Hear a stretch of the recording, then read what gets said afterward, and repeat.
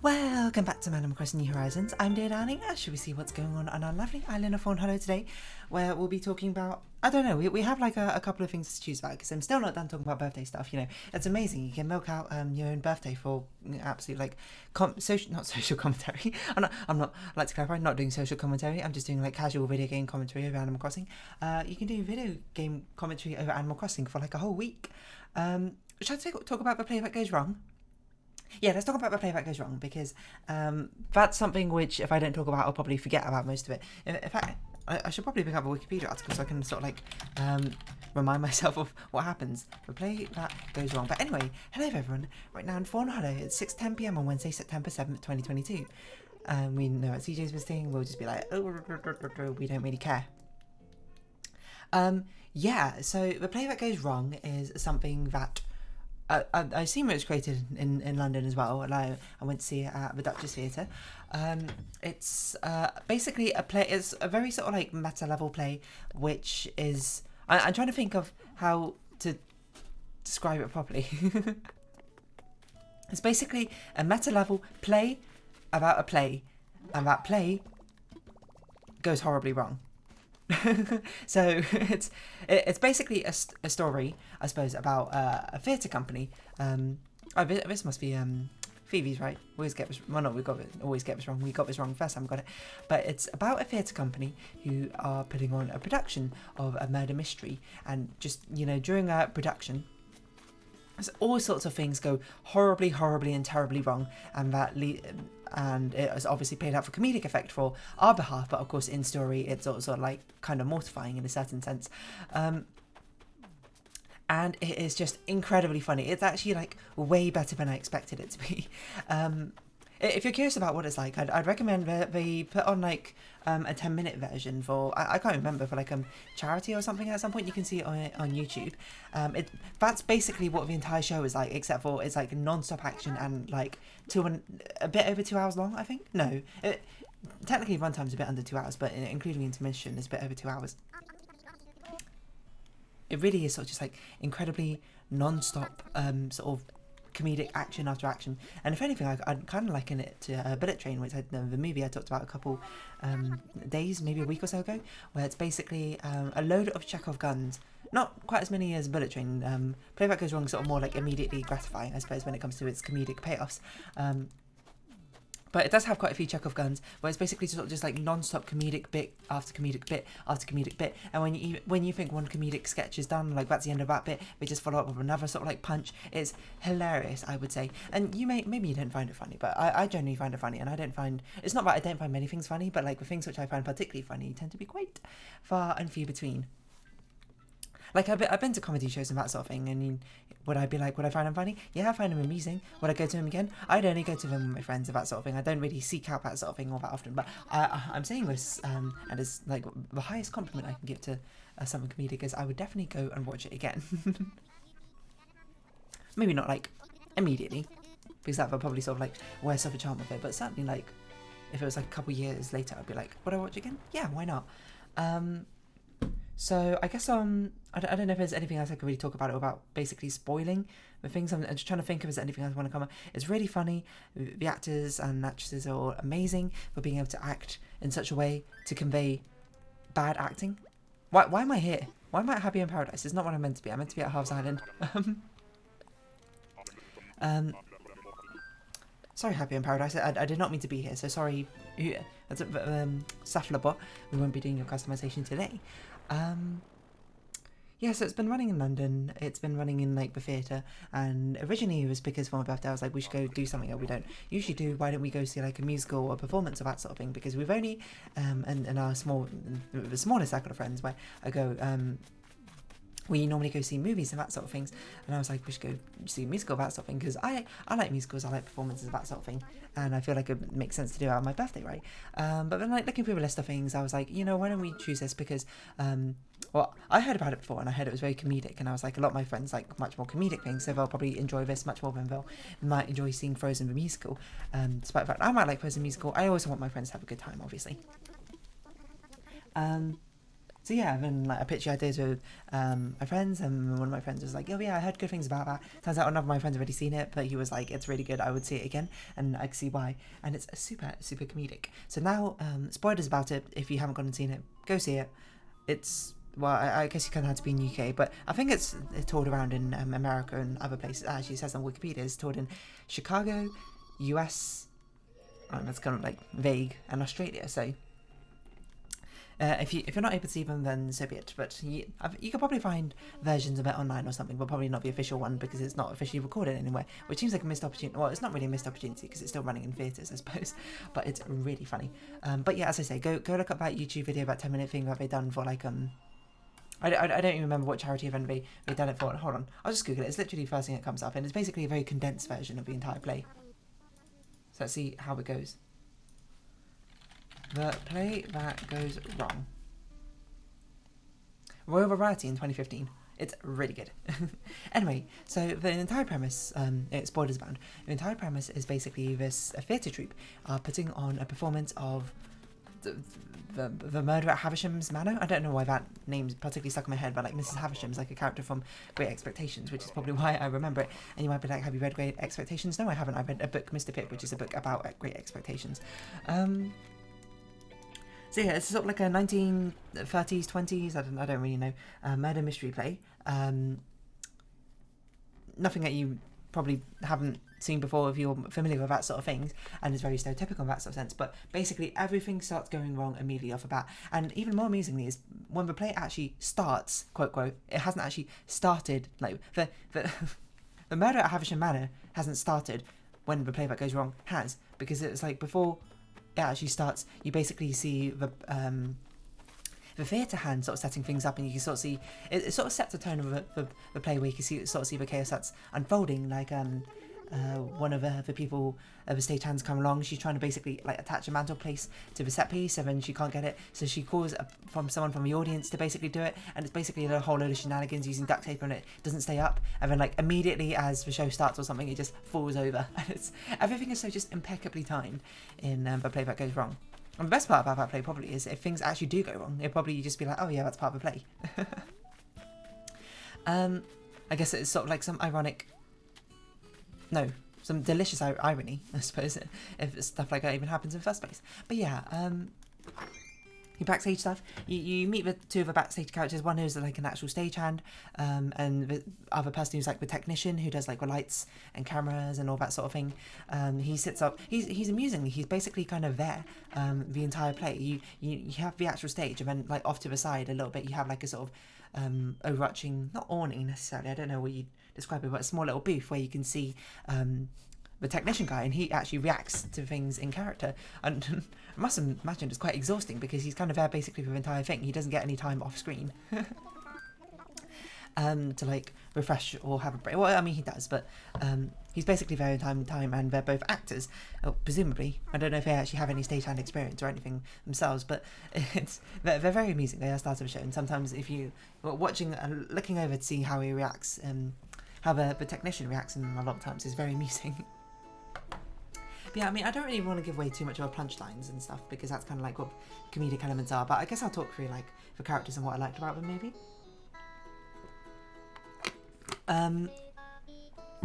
So obviously, you know, the murder at Havisham Manor is not an actual thing, it's made up. But it allows them to do very clever things, I thought, with the dialogue, where they can use dialogue to sort of a sense of dramatic irony, where the dialogue we're saying is reflecting the current situation but in a negative light. Like there's one moment, there's a load of, oh sorry, I should introduce characters. There's a person who's been murdered. I honestly forgot most of their names, so I hope we kind of do have them on Wikipedia here.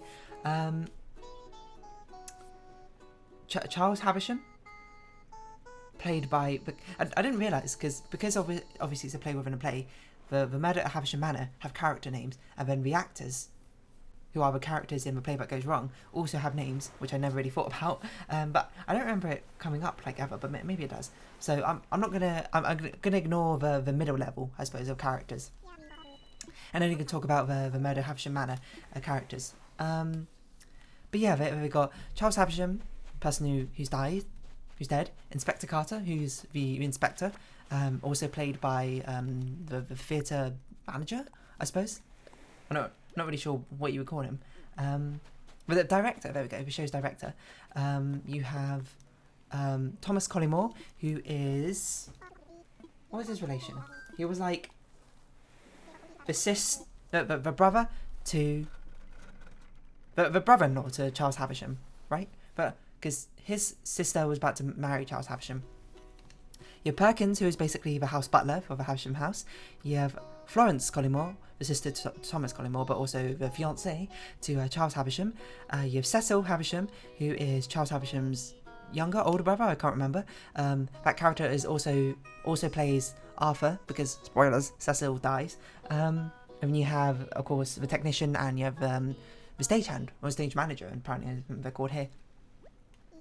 Anyway, those are the characters. But the thing that I always found most amusing about the sort of like the meta levels that you got going on with the play that goes wrong is the fact you can have the speech, the script of the play, the Murder at Havisham Manor, be in a direct contrast and ironic sense to what happens in the play that goes wrong. Like there's a recurring bit where Thomas Collymore ends up taking a phone call, and then he has to do it in very like awkward situations because the actors. Okay, how to think about it. The actors playing the character. Wait, hold on. The actors playing the actors, of course, the actors acting as characters, are trying to put on the play properly without hitch, but then things happen as like stuff falls around them. So this like a lot of particular moments, the entire like set is breaking around the person playing the actor who's playing Thomas Collymore, so he often has to be like holding up stuff, being put in like really precarious situations or whatever, and he gets calls, and a lot of the dialogue to the recorders being like, yes, you've called me at a rather inconvenient time, or then later on when it comes back, you'd be like, you could not have called me at a better time, and it's just like some not delicious irony, but, well, I mean, I guess it is delicious irony. I really love that phrase, but it's very amusing because, like, on the one level, you're looking at it from, like, obviously he's in a very precarious position, but he's like, oh, you couldn't tell me at a better time. But then it's the sort of, like, the meta level humour which goes above and beyond it, of being, like, imagining this actor in the situation, trying to make the best of a bad situation, having to deliver these lines in what is obviously an absolutely terrible like performance of the play.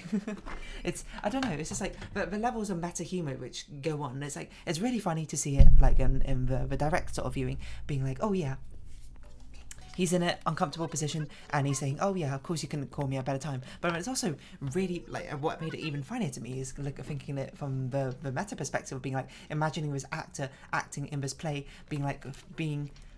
trying to force themselves to deliver this line in a very awkward position where they envisioned it, and probably when they rehearsed it they were doing it much more normally. So it was sort of an underlying meta narrative of what the actual story should have looked like, and it being inverted, but in the story itself, if that makes sense. It's very confusing to explain, so I apologise. Was Amelia in her house? I don't think we've seen her about, but I also don't remember if we checked. Well, she's out and about apparently. So what really ended up being... I'm not sure what my favourite bit... Actually, no, I do know what my favourite bit is. My favourite bit in the entire thing is the recurring bit with the character of Cecil Havisham, who is... like, I don't know how to describe it, because each of the actors... each person playing an actor is trying to pretend to be an actor of a different trope, I suppose, playing a character. Like... I don't know what I guess the actor playing Charles Havisham is just meant to be like really bad at like cues and like not knowing when to come in and that sort of thing, and not stage fright, but you know, sort of unawares of not being unaware of the audience, but not really realizing how much the audience sees. I can't really remember what the inspector was like the stage director. The stage director was someone who was just like very sort of passionate, like things have to go exactly the way they've been planned, things meticulously, like don't like stray from the script. Everything that goes wrong sort of just like frustrates him internally a lot.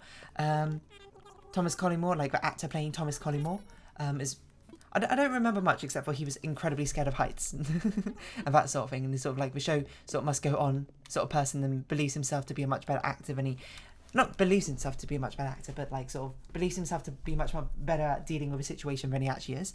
The actor playing Perkins, of course, doesn't know how to read his lines in the slightest, doesn't know how a lot of words are pronounced, and forgets his lines a lot of the time. So reads them from his hand. The actor playing Florence is actually, I believe her character is meant to be, she's actually like sort of like a big fish in a small pond, where she's actually meant to be very talented, but if anything, she's sort of like not overacting, you know, or gets overacting in a bit, but she's very sort of actually as I can't think how to describe it, as a character, as an actor of a character, is actually meant to be quite good at acting. This is so difficult to describe. The person. No, I'm not talking about the person, I'm talking about the actor in the story. The actor in The Play That Goes Wrong. Not the person but playing the character in The Play That Goes Wrong. She's meant to be like obviously quite talented, but obviously like her tenure, not her tenure necessarily, but her performance gets cut short a little bit multiple times. And then Cecil, who is sort of like someone who, the actor playing Cecil is someone who really basks in the glory of the audience, you know, gets constantly distracted, like breaks the fourth wall all the time. It's being just loving the attention, I suppose, of it, and super overacts, and it's very funny. I don't know if he's my favourite character necessarily, because it sort of goes back and forth. And then like the technician, who sort of just like doesn't care that much, he's like all chill and like laid back and being like whatever sort of attitude, and the stagehand, who obviously just wants to be a stagehand and has like stage fright, and then eventually just fully leans into the entire situation. It's all fantastic. But my favourite bit is definitely with the actor playing Cecil overperforming his lines. There's like one bit where he was just like, his lines are just something like, I know it must have been murder most foul who like killed my brother. There's no way it could have been murder. It must have been suicide or something like that. And he basically does like a different action for every single word. He acts out literally every single word he does, and it just looks like some very coordinated jig, if anything. And it's so amusing to watch. He's like, I saw my brother partying while he's dancing at the same time, and then he's like, and I know, and then he's like flicks his hand, points to his head, and then it's like, deep in my heart, he points to his chest, and then like all he just basically does actions at like 50 miles per hour, which is one of the most hilarious things to see. Of however much he accentuates every single dialogue or line he has with a ridiculous action to go along with it. That's probably how I'd summarise his character. That's definitely my favourite bit. I love a bit, and my favourite part, which I always think about, is the part where he goes like, "Do not worry," and then he like sort of does this weird like electrocution dance, but like waves his arms up in the air dance. It makes no sense, but it made me laugh a lot when I first saw it. I'm trying to think of other bits I particularly like. I do like the bit where they basically kept going over and over and over and over and over, doing the same thing over and over and over again, because Perkins, the actor playing Perkins, forgot his line. It's the thing where it's just like, I feel like, you know, rule of threes, they would have done it 3 times, and then like just when the fourth time is about to start, when you're like, okay, that must be the end of it, but like, okay, and it goes again. They keep going long enough to sort of like subvert your own expectations, I suppose. Meta levels of humour, in a sense, where being like, oh, this feels like the natural point of where the bit would stop, and then they do it again just for funs. You know, it's kind of a part about like not comedic expectations, but comedy in the first place, to sort of keep you on your toes, isn't it? Keep you guessing, so you never really know exactly how things are going to go.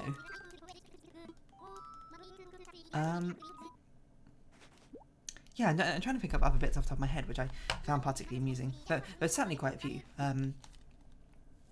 I do like, of course, the stagehand being forced to basically play the main actress and like just reading from a script the entire time and having no idea what's going on.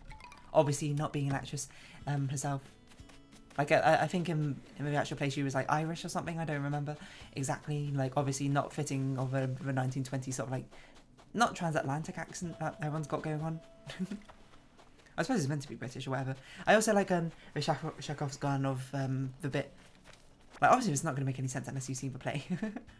The dreadful thing about comedy is like it's one of the worst things to sort of retell people. Like with dramas and mystery, you can sort of like retell the story and not that it necessarily makes sense to people, but you can understand the sort of like tension and the entertainment that might necessarily be there. But with comedy, it's like you very much have to sort of be there to not really understand it, but to really get maximum enjoyment out of it in the first place, which is a bit of a shame, but you know, so be it. yeah, I mean, I don't really want to talk about it too much because I don't really want to spoil it. It's just really good. Even bits which are like set up, you're like, I know it's coming. It's still the way it's executed is fantastic, and I love the absolute like chaos which ended up being the sort of like final act of the entire play. And I really want to. I wonder how much of it was improvisation, because there was one bit where I think I can't remember what it was. Maybe it was directly after the intermission or before the intermission or something, where the director's basically like the director playing the inspector was just like, I just wanted this to go right or whatever, because someone in our audience, I don't know if they were actual plant or if it was actually legitimately just someone in our audience calling out, but basically he was trying to find a book which had been misplaced by another character, or a prop which had been misplaced by another character earlier in the show. And when it wasn't there and he wasn't finding it, he basically had like a sort of mini breakdown being like, I just wanted this to go right, and etc, etc, etc. And then like a guy just like yelled out from my audience, at least from my being of it, like, the book's under the sofa. And then kudos to the actor, just went on a huge tirade about that guy being like, have you never been to a theatre before? Do you not know exactly how the rules of theatre are governed, etc, etc? And you know, it was very amusing. And there was like this woman in down in the stands near the front rows who just found everything's hilarious. And then there was this whole like pantomime bit, which I'm not sure if it's actually scripted or not, or if it was completely improvised. Like, I can't imagine it was improvised, but yet again, maybe that actor's necessarily in that role because he's very good at improvisation. I don't really know. But there was like some woman in the role, I didn't even mean to craft coconuts, so that was an accident, I meant to customise things, who ended up like yelling.